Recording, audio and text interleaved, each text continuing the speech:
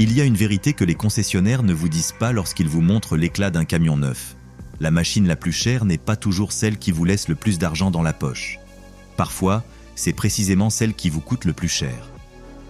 Dans le monde du transport, où chaque kilomètre est une bataille contre le temps et l'usure, la véritable richesse se construit en évitant les décisions impulsives. Les camions que vous allez connaître maintenant ne sont pas les pires de la liste, mais ils sont suffisamment dangereux pour ruiner un propriétaire imprudent. Ils sont l'antichambre de l'enfer financier. Numéro 14. Ford F650/F750, modèle 2015-2018 avec moteur Powerstroke 6,7 L. Il y a des camions qui promettent beaucoup et tiennent peu. Le Ford F650 et F750 de ces années est l'un d'entre eux. Sur le papier, il semble être l'outil parfait pour le travail moyen, la robustesse d'un camion avec la mécanique d'un pick-up géant. En pratique, il est devenu un cauchemar d'atelier.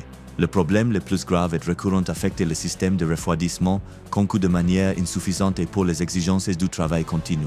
Lorsque le moteur commence à chauffer plus que de raison, et il le fait souvent, les conséquences s'enchaînent, le joint de culasse cède, la culasse se déforme, et l'huile commence à se mélanger au liquide de refroidissement. La facture de réparation, à ce stade, peut dépasser les $15 000 sans sourcils. À cela s'ajoute la transmission torque shift, qui sur ces modèles souffre de défaillances prématurées des solénoïdes et du corps de vanne, provoquant des changements brusques qui finissent par endommager le reste du train moteur. Le plus inquiétant est l'âge auquel les problèmes commencent. Nous ne parlons pas de camions avec un demi-million de kilomètres, mais d'unités qui dépassent à peine les 100 000. Il y a des conducteurs qui les ont menés à l'atelier avant d'avoir accompli 2 ans d'utilisation. Acheter l'un de ces Ford, c'est comme jouer à la roulette russe avec 3 balles dans le barillet. Et quand vous perdez fort. Numéro 13. Chevrolet Kodiaq/GMC Topkick. Modèles avec moteur Duramax, 6,6 litres de première génération. Il fut un temps où ces camions moyens de General Motors dominaient les flottes municipales et de construction. Ils étaient robustes, avaient une bonne image, et le moteur Duramax promettait la fiabilité que la marque avait acquise dans ses pick-up. Mais le temps a révélé leurs hontes. Le système d'injection des premiers Duramax installés sur ces châssis s'est avéré beaucoup plus délicat qu'il ne devrait l'être. Les injecteurs tombent en panne avec une fréquence alarmante et lorsqu'ils le font, non seulement ils laissent le camion à l'arrêt, mais ils peuvent contaminer l'huile avec du diesel, ruinant les roulements et le vilebrequin par la même occasion. Le module de commande du moteur, situé dans un emplacement qui semble conçu pour accumuler la saleté et l'humidité, pose également des problèmes. Un jour, le camion fonctionne, le lendemain, il ne démarre pas et le diagnostic peut prendre des semaines. Mais le coup le plus dur pour le propriétaire actuel est la disponibilité des pièces de rechange. Chevrolet et GMC ont cessé de fabriquer ces modèles il y a des années et de nombreux composants spécifiques ne sont plus produits. Trouver une pièce d'occasion en bon état est une odyssée et quand vous la trouvez, le prix est exorbitant. Le Kodiaq et le Topkick sont devenus ces camions qui, lorsqu'ils tombent en panne, restent des mois à l'atelier en attendant une pièce qui n'arrive jamais. Une condamnation à l'immobilisation perpétuelle. Numéro 12, International Durastar, modèles avec moteur MaxxForce 7. S'il y a un moteur qui mérite une place de choix dans n'importe quelle liste de désastres mécaniques, c'est bien le MaxxForce 7 d'International. Un V8 diesel de 6,4 litres que la compagnie a développé pour répondre aux normes d'émission sans recourir à l'urée et qui est devenu un monument à la mauvaise ingénierie.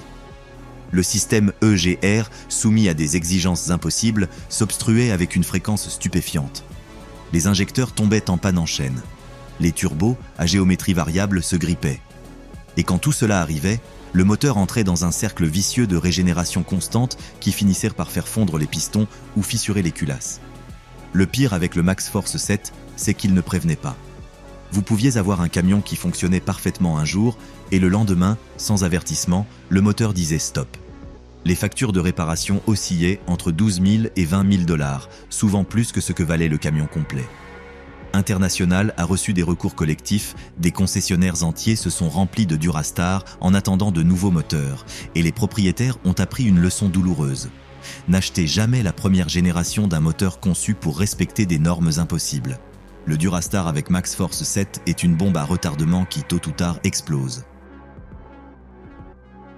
Numéro 11. Mitsubishi Fuso FE/FG, modèle 2006 à 2010 avec moteur 4M50. Le Mitsubishi Fuso FE et FG ont été pendant des décennies les rois de la livraison urbaine et des applications à cabine avancée. Leur taille compacte, leur maniabilité et leur facilité d'utilisation en ont fait les favoris des flottes de messagerie, des services municipaux et des petites entreprises. Mais entre 2006 et 2010, quelque chose a mal tourné. Le moteur 4M50, un 4 cylindres diesel de 4,9 litres, a commencé à poser des problèmes qui ont terni la réputation de la marque. Le turbo, en particulier, s'est avéré être un point faible.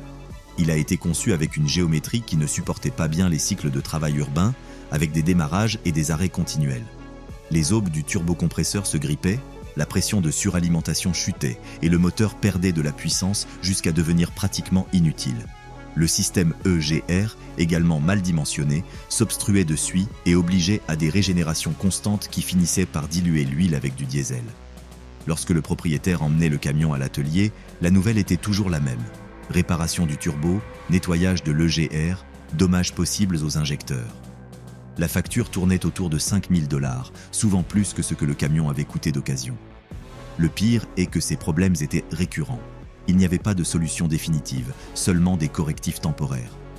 Le FE/FG de ces années-là est devenu le casse-tête de nombreux petits entrepreneurs qui faisaient confiance à une marque de bonne renommée. Numéro 10. Isuzu NPR/NQR, modèle 2004 à 2007 avec moteur 4HE1. Isuzu a la réputation de construire des moteurs indestructibles. Et c'est vrai, ils les construisent. Mais entre 2004 et 2007, avec le moteur 4HE1, quelque chose a échoué. Ce 4 cylindres diesel, qui équipait les populaires NPR et NQR, a développé un problème chronique avec le système d'injection qui a mené à la ruine plus d'un propriétaire. Les injecteurs, au lieu de durer les centaines de milliers de kilomètres escomptés, commençaient à faillir autour de 150 000. Au début, les symptômes étaient subtils. Un peu de fumée blanche au démarrage, une consommation légèrement supérieure, quelques pertes de puissance intermittentes. Mais si le conducteur ignorait ces signaux, le dénouement était catastrophique. Un injecteur qui défaille sur un moteur diesel à rampe commune ne se contente pas de mal pulvériser le carburant. Il peut finir par injecter du diesel liquide directement dans le cylindre. Ce diesel lave le film d'huile des parois, dilue le lubrifiant dans le carter et finalement provoque le grippage d'un piston ou la rupture d'une bielle. La réparation à ce stade implique d'ouvrir complètement le moteur, de rectifier le bloc ou de le changer entièrement. Entre 8 000 et 12 000 $ plus tard, le propriétaire se retrouve avec un camion qui vaut moins que ce qu'il a payé pour le réparer. Le 4HE1 est un moteur excellent quand il fonctionne, mais quand il échoue avec ardeur. Numéro 9. Freightliner Sprinter, modèle 2007 à 2009 avec moteur V6 diesel. La Sprinter est, sans aucun doute, la fourgonnette la plus iconique au monde. Son design, son espace intérieur, son image associée au transport professionnel en ont fait un succès de vente pendant des décennies. Mais entre 2007 et 2009, Mercedes-Benz, propriétaire de la marque, a décidé d'installer un moteur V6 diesel qui s'est avéré être un cauchemar. Le problème n'était pas la mécanique de base, mais tout ce qui l'entourait.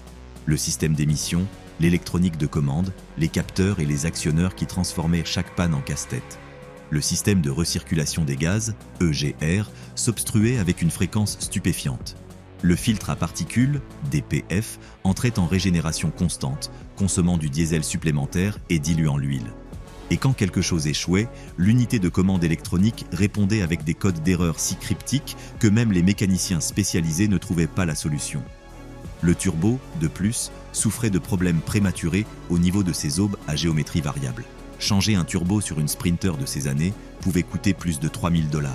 Et le pire est que, souvent, le nouveau turbo ne durait pas beaucoup plus longtemps que l'original. Le coût de possession à long terme de ces Sprinters est tout simplement terrifiant. Certains disent que, si vous additionnez ce que vous avez payé pour elle et ce que vous avez dépensé en réparation, vous auriez pu acheter 2 fourgonnettes neuves d'une autre marque. Et ils n'ont pas tort. Numéro 8. Workhorse Custom Chassis, WE42/WE62, modèles avec moteur GM 8,1L et transmission Allison. Ces châssis, utilisés principalement dans les autobus scolaires, les fourgons de livraison et les véhicules récréatifs, sont un cas curieux de la manière dont un moteur et une transmission excellents peuvent devenir un problème lorsqu'ils sont montés dans un ensemble mal conçu. Le moteur GM 8,1 Un L-Vortec est un géant à essence, un V8 de 8,1 litres avec une réputation de robustesse. La transmission Allison, quant à elle, est probablement la meilleure boîte automatique pour le travail lourd sur le marché. Mais sur les Workhorse W42 et W62, quelque chose clochait. Le problème principal était le système de refroidissement, insuffisant pour les exigences du travail continu, particulièrement dans les applications à arrêt fréquents comme les autobus scolaires. Le moteur chauffait, le joint de culasse cédait, et le liquide de refroidissement commençait à se mélanger à l'huile. Une fois que cela arrive, le moteur est condamné. La réparation implique de démonter la culasse, de la rectifier ou de la changer, et souvent, les dommages au roulement du vilebrequin obligent à une reconstruction complète. Nous parlons de factures qui dépassent facilement les 10 000 $, souvent plus que la valeur totale du véhicule.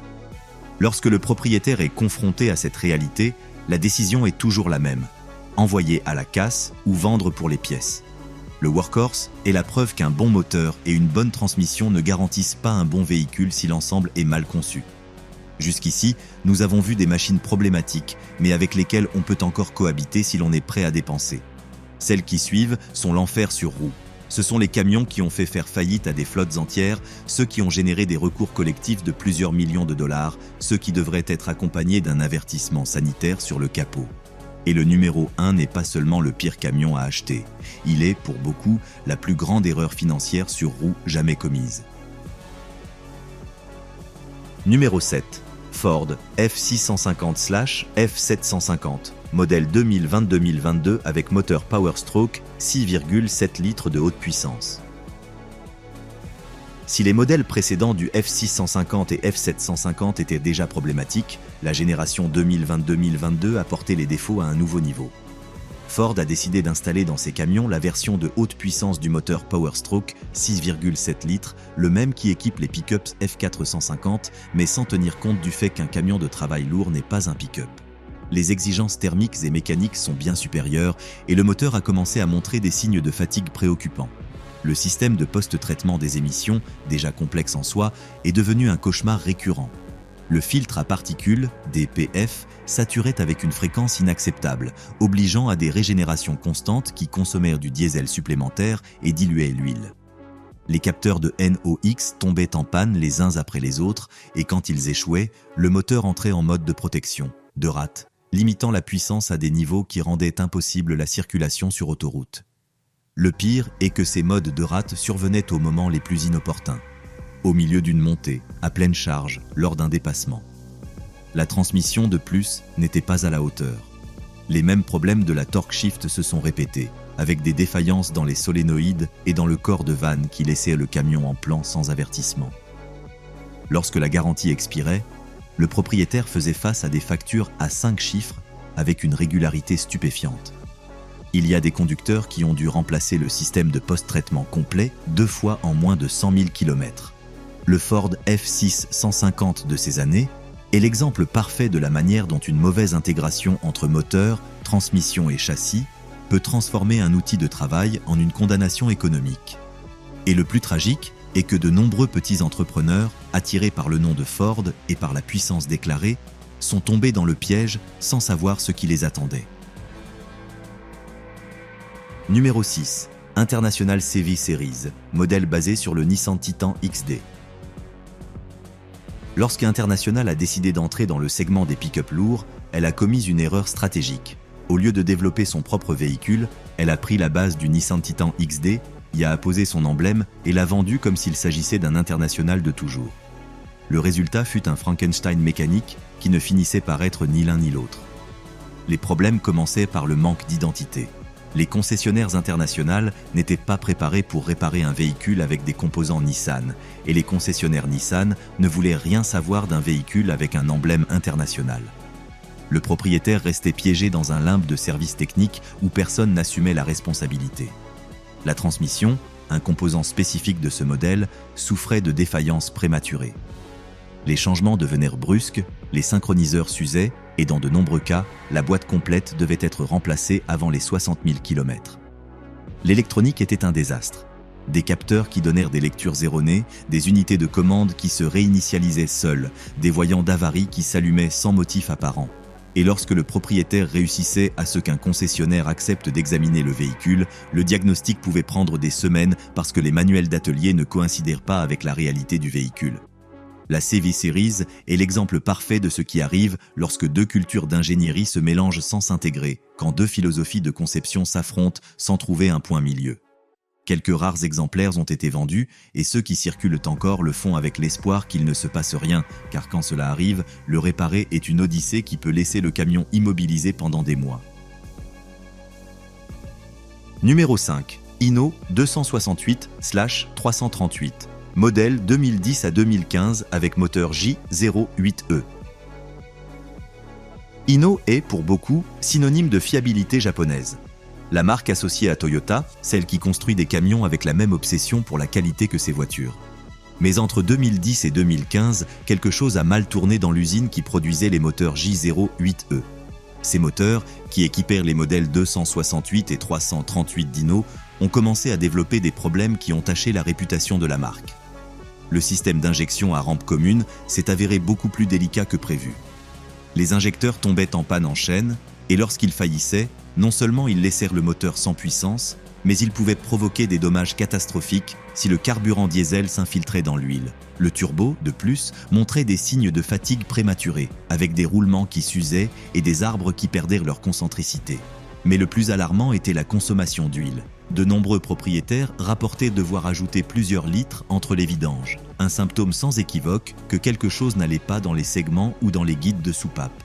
Lorsqu'ils emmenaient le moteur à l'atelier, la nouvelle était toujours la même, réparation coûteuse et souvent sans garantie que le problème ne réapparaisse pas. Hino a tenté de le résoudre avec des mises à jour logicielles et des améliorations des composants, mais pour les propriétaires des modèles 2010-2015, la solution est arrivée trop tard. Beaucoup de ces camions ont été abandonnés à mi-chemin, vendus pour les pièces ou simplement garés dans un coin en attendant une décision qui n'arrivait jamais. Le J08E de ces années-là a prouvé que même les Japonais peuvent se tromper et que lorsqu'ils se trompent, l'erreur peut être monumentale. Numéro 4. Peterbilt 579, modèle 2012 à 2015 avec moteur Packard MX-13 de première génération. Peterbilt est l'une des marques les plus appréciées d'Amérique. Son nom évoque la qualité, le style et la tradition. Mais lorsqu'ils ont lancé le moteur Packard MX-13 sur leur modèle 579, quelque chose a terriblement mal tourné. Les premières générations de ce moteur, conçues pour rivaliser avec les géants européens, souffraient de défauts de jeunesse qui se sont révélés catastrophiques. Le problème le plus grave affectait le vilebrequin. En raison d'une erreur dans le traitement thermique ou dans l'alliage, certains vilebrequins développaient des fissures microscopiques qui, avec le temps, se transformaient en fractures. Lorsqu'un vilebrequin se brise dans un moteur diesel, le résultat est apocalyptique. Des pistons qui frappent les soupapes, des bielles qui perforent le bloc, de la ferraille qui circule dans tout le système de lubrification. La réparation, dans ces cas-là, ne consiste pas à arranger le moteur, mais à le changer entièrement. Et un moteur neuf pour un Peterbilt 579 peut coûter plus de 30 000 $, sans compter la main-d'œuvre. À cela s'ajoutèrent des problèmes avec les coussinets de bielle qui s'usaient prématurément et avec le système d'injection qui tombait en panne sans prévenir. Packard a fini par reconnaître les problèmes et a amélioré le moteur dans les générations suivantes, mais pour les acheteurs des premiers 579, l'expérience fut dévastatrice. Beaucoup ont perdu des dizaines de milliers de dollars et pire encore, la confiance en une marque qu'ils croyaient inébranlable. Les concessionnaires se sont remplis de 579 en attendant de nouveaux moteurs, avec des délais d'attente allant jusqu'à 6 mois. Pendant ce temps, le propriétaire continuait de payer le crédit du camion, l'assurance, les taxes, sans pouvoir générer un seul dollar de revenus. Numéro 3. Kenworth T680, modèle 2012 à 2015 avec moteur Packard MX-13 de première génération. Le même problème, la même histoire, la même déception. Le Kenworth T680, le fleuron de la marque sœur de Peterbilt, montait le même moteur Packard MX-13 durant ses premières années et souffrait des mêmes défauts.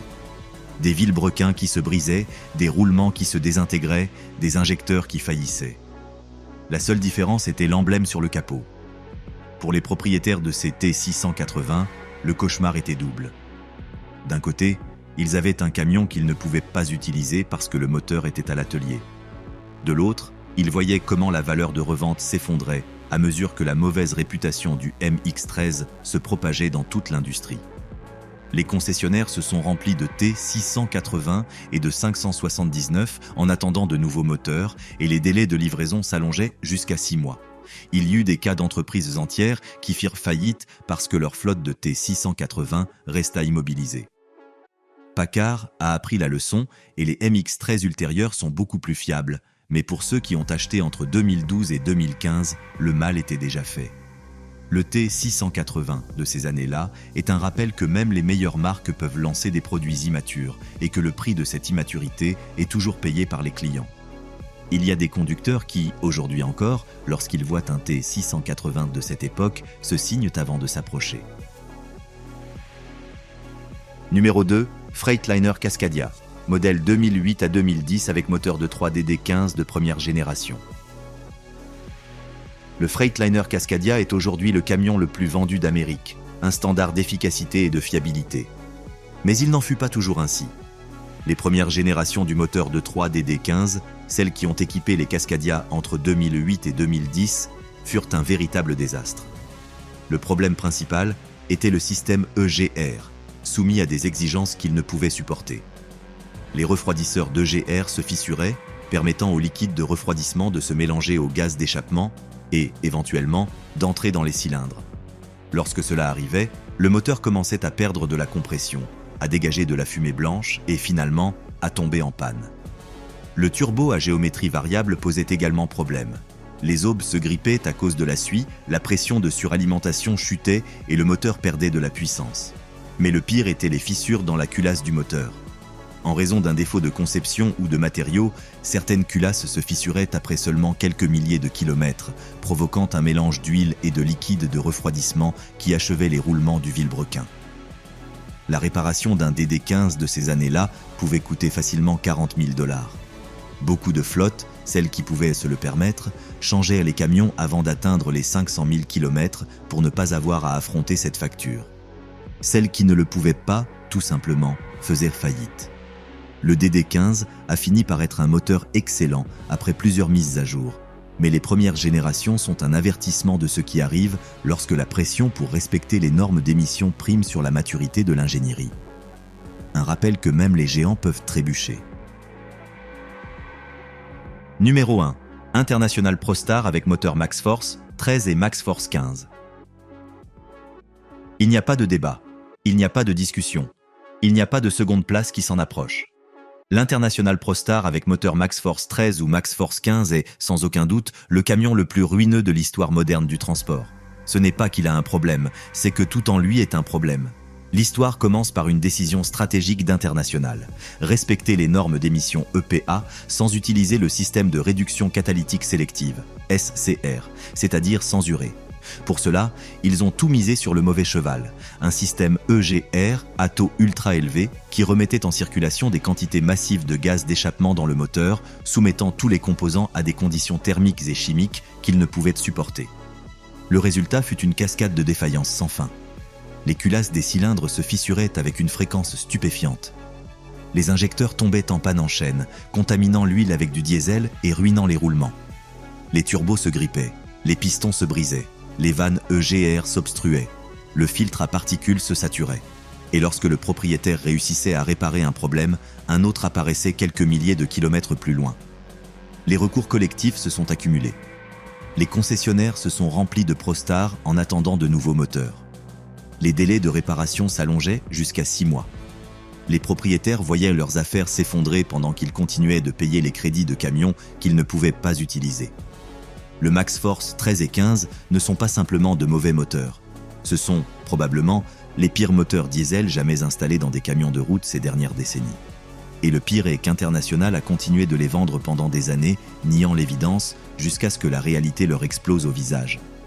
Aujourd'hui, les ProStar avec MaxxForce se vendent pour presque rien aux enchères, et même ainsi, celui qui les achète finit souvent par le regretter. Car réparer un MaxxForce n'est pas un investissement, c'est une condamnation. C'est un puissant fond qui dévore l'argent et les espoirs. C'est pourquoi, sans l'ombre d'un doute, il occupe la première place de cette liste. Si vous voyez un ProStar bon marché, fuyez. Cette offre n'est pas une opportunité, c'est un piège.